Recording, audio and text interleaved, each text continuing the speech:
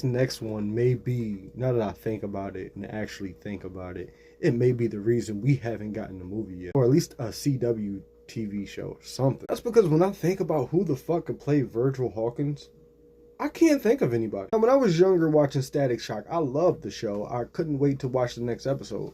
However, I thought it was in that same area of like Freakazoid, like not as goofy, but just in terms of it's its own standalone thing, not tied to Marvel or DC. I didn't find out that he was a part of DC until way later, and really kind of just seems like they merged him into DC.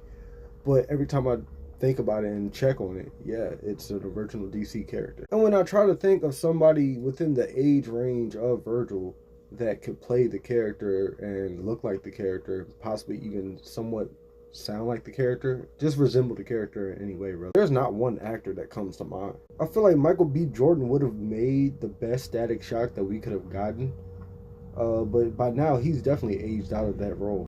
Maybe if it was back in the, before the first Creed days and shit, it would have been better. And, if he was playing the character now, it'd be easier to buy that it's an older version of the character by this point. But to see him just jump straight into the Virgil character from its origin, I don't think it will work. Like seeing Michael B. Jordan deal with high school problems at this point in his career would just seem ridiculous. But I honestly can't think of anybody who could play Virgil at this point.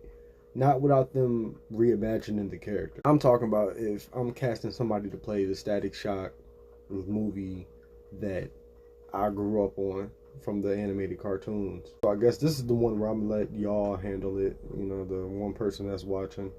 I'm gonna need you to let me know who you would cast to play Static Shock, aka or Virgil Hawkins in a live action movie. I pulled Miles Brown out of nowhere to play Miles Morales, and yet I can't pull anybody to play Static Shock. At this point, you have to go with the unknown actor in order to, pull off Static Shock from its origin.